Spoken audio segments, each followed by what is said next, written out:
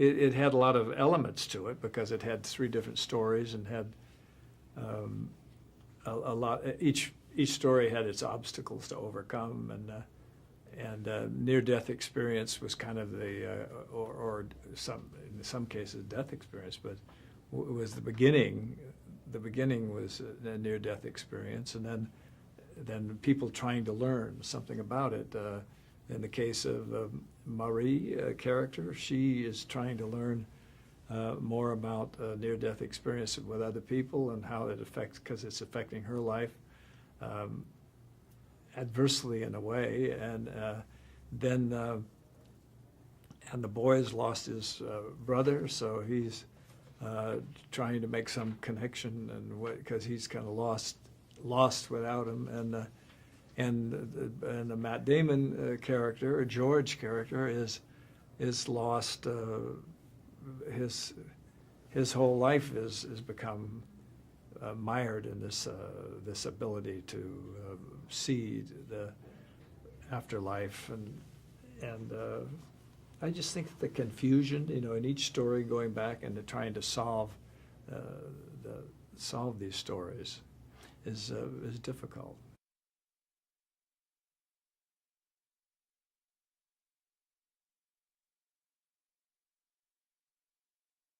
Yeah, it was in a way. I mean, I don't know how easy.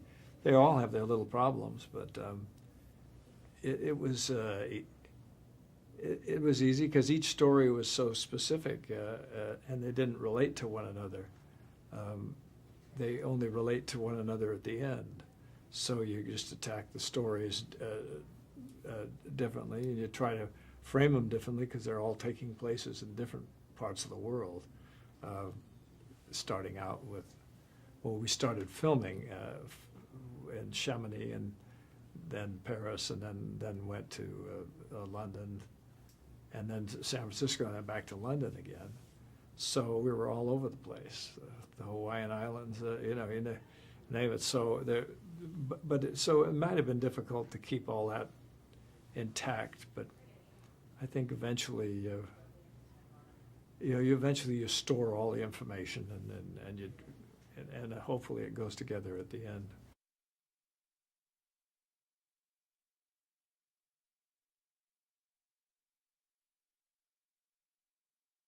It's a different kind of movie for me, and it's a different kind of movie that I've seen recently in recent years. It has its own character, so I don't know, whatever that character is, good, bad, or otherwise, is up to the audience to buy into that.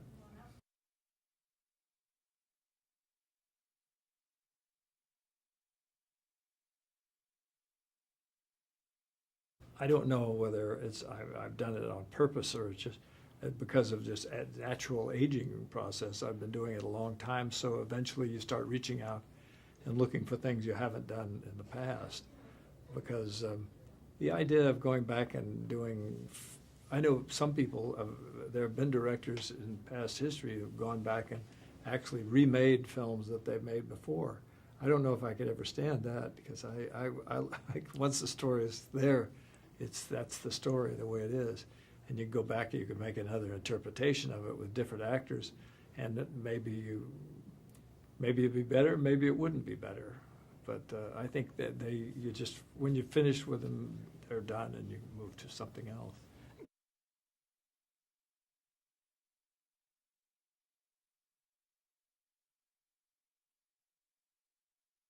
Well, if it had been a religious take on the story, he wouldn't have written it that way. I think the fact that he wrote it that it had sort of a spiritual thing about it, and at least the potential was there for all that. I think it would have been very difficult to do it as a religious film, because though most religions seem to have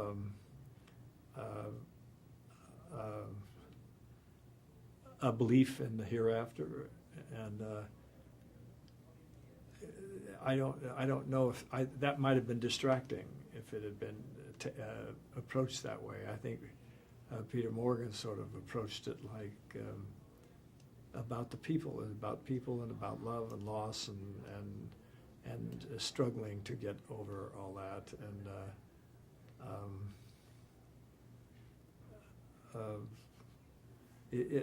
the fact that if it's spiritual without being religious, to me is the way it's supposed to be.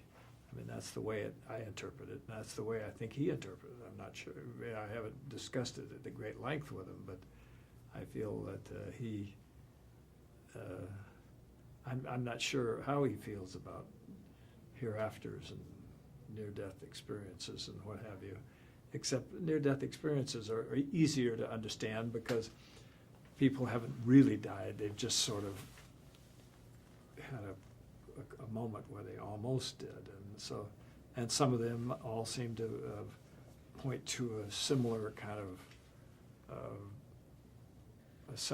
of vision, but I'm not sure that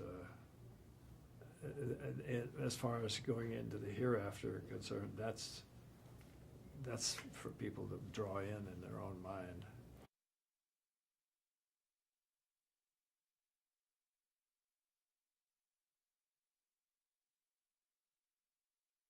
You have to think about it. You have to imagine it's there. But that's the same you do with any story. Is you have to imagine yourself in a situation that is maybe improbable.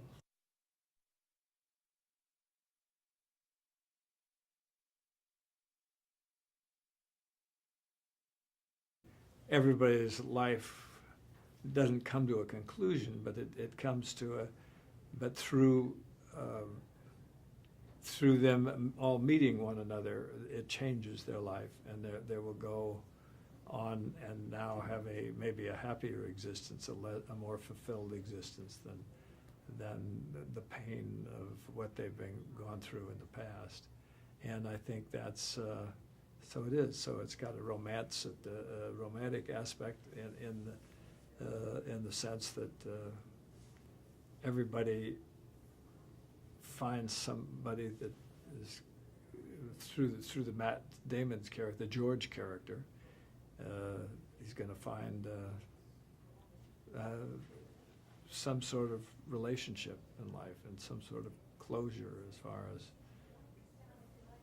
the unhappy situation they had been in.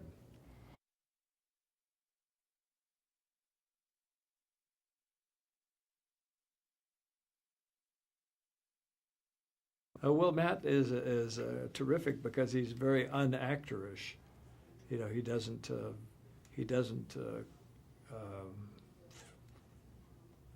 you don't catch him acting. He's very very natural and very subtle and great as an actor. But you don't catch him performing or hamming it up, so to speak.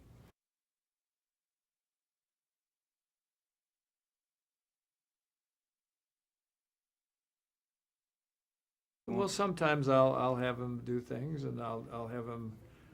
Sometimes because I'm seeing the picture put together as we're doing it.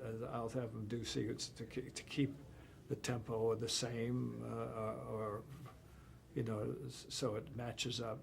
When sometimes you do a scene, and then if you're doing and an hour later you're still doing it from a different direction. You have to make sure that everything is. Tempo stays the same, or we discuss different aspects of the script and come to an agreement on that as to how that is supposed to be, but you don't act for them. You try to make an atmosphere that is relaxed enough that they can be very comfortable and do their best work.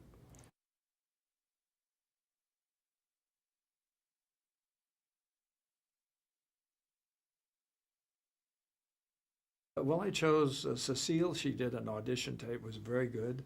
I thought her look was great too. I wanted uh, a certain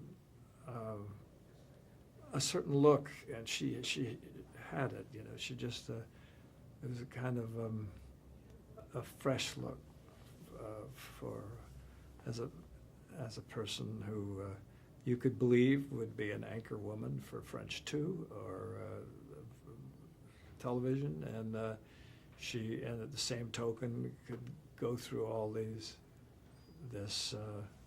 event. So she had that. She's just a wonderful actress, and there were a lot. We looked at a lot of very fine actors to play those roles, but that's just the way I saw the picture, at least in this particular form.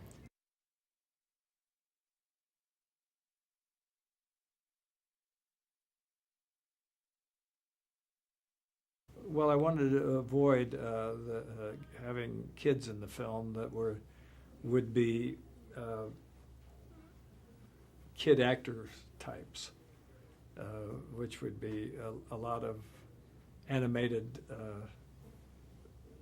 shallow gestures. These kids are sort of introverted kids that had come from a working class background in Rome. I mean in London, and I don't know where I am now. Anyway, it could have been Rome, but London, and they are they and you needed to get through all that to get them to perform, because they weren't professional performers. So, but you just get understanding with them, and you get to talk with them. Try to get them into the principles of acting, which mainly are listening and then reacting to what you're digesting what you hear, and sometimes it works, and sometimes you'd say other things in order to get them to react, you know, to change the thing, because I don't know how much they interpret the script. They sit down and read it intellectually. They probably just realized they had to do certain things, and if you're not careful, they could do it mechanically, or they'll take on an adult's interpretation of what it's supposed to be. But kids, because they're spectacular actors to begin with, if they're allowed to be, then you can get the best out of them.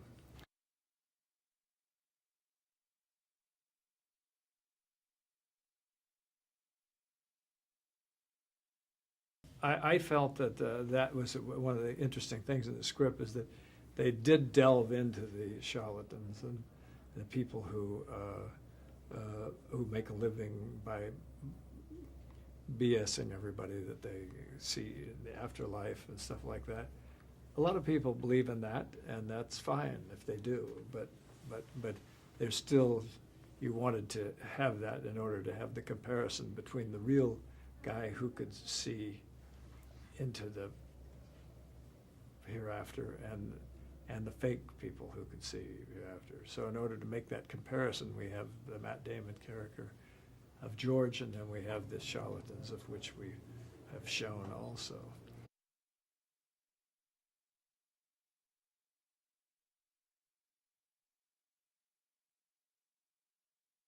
Well, I learned something making every movie.